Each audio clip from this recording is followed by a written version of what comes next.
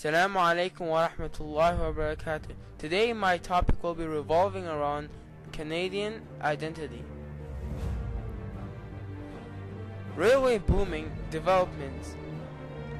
Developments in the transportation and communication have greatly influenced Canadian history.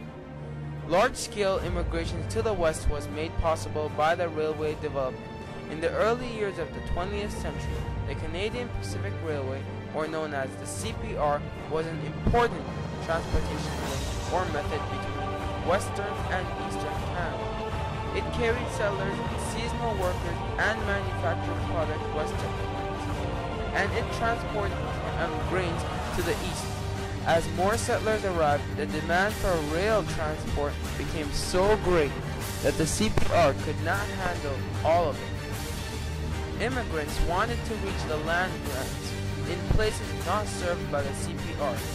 So much wheat was being harvested that the Winnipeg grain terminal were backed up every year, as well as many Western farmers believed that the CPR had some competition. The high freight rates they had to pay to ship their grains east might be lower. Prime Minister Wilfrid Laurier made it clear that if he was to prepare to give the government financing to support a new national railroad line, Laurier might have preferred to support one line. But investors saw a chance to make a fortune by putting money into more than one new railroad. As a result, two transcontinental projects were proposed after 1903. Instead of deciding which plan was better, Laurier's government gave money subsidized to both companies to help them build their new lines.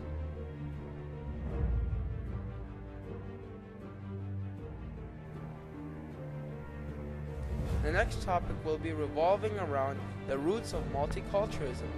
The cultural mosaic in Canada had changed, and the groundwork for today's multiculturalism was developing.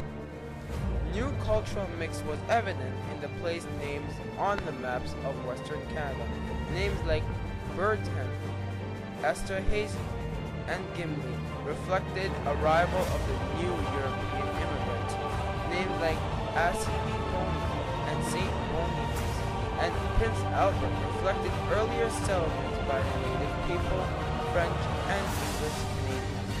The ethnic diversity that was emerging in Canada was also illustrated in many towns and cities by the appearance of neighborhoods that were largely based on ethnic origins. Buildings, some of which have survived until today, were evidence of changing of population.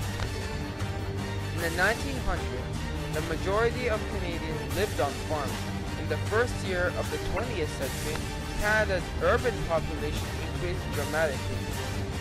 What had been predominantly a rural country at Confederation was becoming increasingly a place where people lived in Toronto, such as towns and cities. Cities grew by leaps and bounds as larger numbers of immigrants arrived and more Canadians moved to cities to find new jobs and new factories. As population of cities grew, more jobs were created, digging sewers, building streetcar tracks, paving streets, building factories and homes. The rapid growth had other visible effects. Industrial districts grew up around rail lines, with factories and workers' houses built side by side.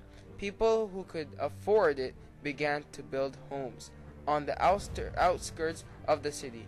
Removed from crowded, noisy city industrial areas, new inventions such as electric lights brightened night cities, and electric streetcars carried people to and from city centers.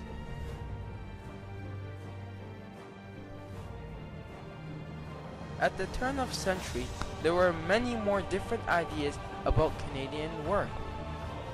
Actually, who Canadians were. Some citizens of Canada saw themselves as Canadians within the British Empire. Some of these pro-imperialists believed that they should be imperial free agents. a single imperial defense policy, and even an imperial union. Others felt simply that Canadians or people living in Canada enjoyed benefits as a member of a worldwide empire. As humorist Stephen Leacock wrote, these Canadians supported the imperialism of any decent citizen that demands for this country its proper place is in the council of the empire and in its destiny of the world. The kind of language frightened Henry Bourassa and his nationalists in Quebec. They saw themselves as Canadians who should step back from an involvement with Britain that might lead to overseas or wars. There were others in Canada too who saw Canada's destiny as separate from Britain. Discussions about commercial union with the United States had peaked in the early 1800s. Still, there were Canadians in the early 1900s who believed that Canada would be better off after a union with the United States. Finally, there were many Canadians, especially those born here, who saw themselves as simply Canadians. They had an outlook that was different from the Americans, the British, and from the ancestors in other countries. Laurier himself expressed in 1910 the new sense of Canadianism. I do not pretend to be an imperialist, neither do I pretend to be an anti-imperialist. I am a Canadian, first, last, and all the time. Laurier wanted to create harmony between English and French-speaking Canadians, and between Protestants and Roman Catholics.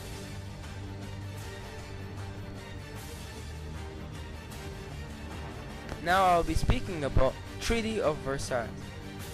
At the Peace Paris Conference, Bourdon and other Allied leaders hammered out the terms of the Treaty of Versailles, which officially ended hostilities between Allies and Central Powers.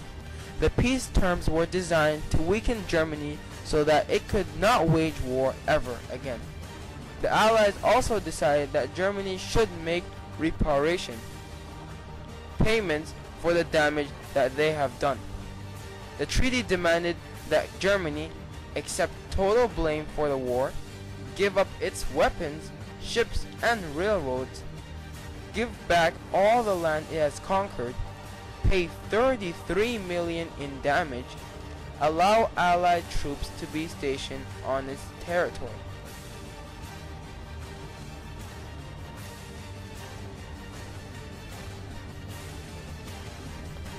Now I'll be talking about wounded soldiers from the return of World War I. More than 170,000 soldiers returned to Canada with injuries and disabilities. Many were unable to work, received government pensions, others went to university or into trades with government support. Many received free land and money to start farms through the Soldier Settlement Act. Aboriginal veterans, on the other hand, were excluded from these standard benefits. The Royal Canadian Legion acknowledged the unfairness experienced by the Aboriginal veterans.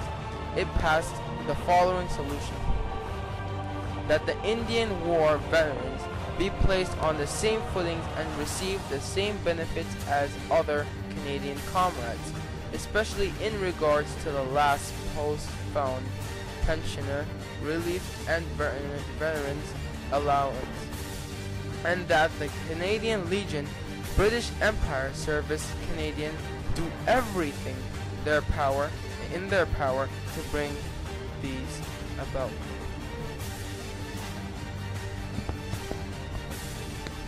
Okay, now I'll be talking about how Canada's growing independence. By 1921, Imperial Conference Conservative Prime Minister Arthur Meighen started that Canadians' destiny was nationalhood within British Empire. Yet Meighen also assumed that Canada could influence imperial foreign policy. He advised the conference that the United States opposed a treaty between Britain and Japan.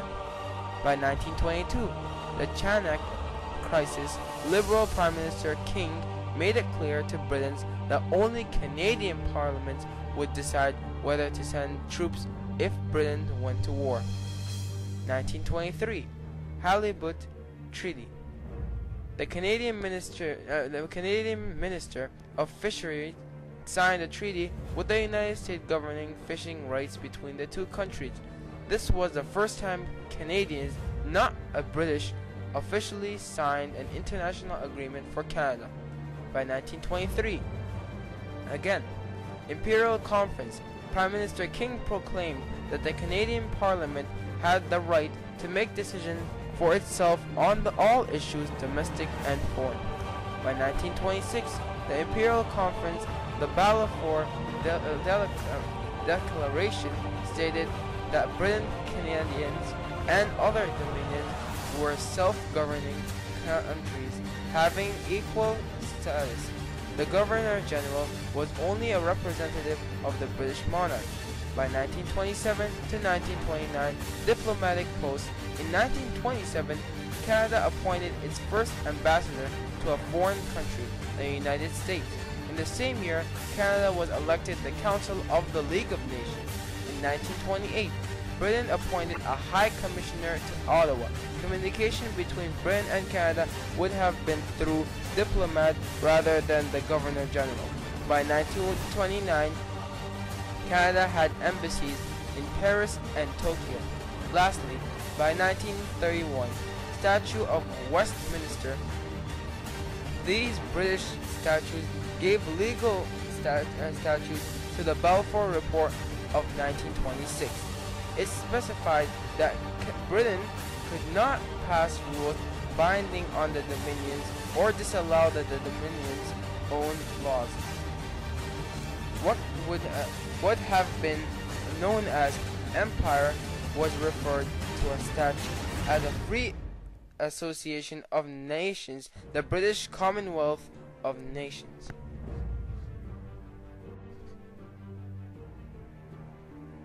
Next, the Depression and Canadian identity, the most important part.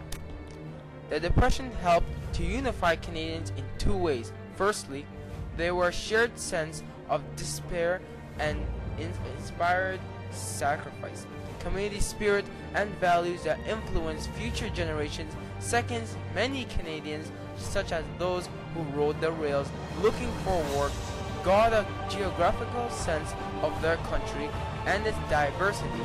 Improvements in the transportation extended that sense of geography. And lastly, living in Canada and the turn of the 21st century. Canada in 1900 were poorly educated by the today's standards. People graduated from elementary school and even fewer from high school or university. Women were far less likely than men to go on high school or higher education. Today, Canada is a world leader in educational attainment level.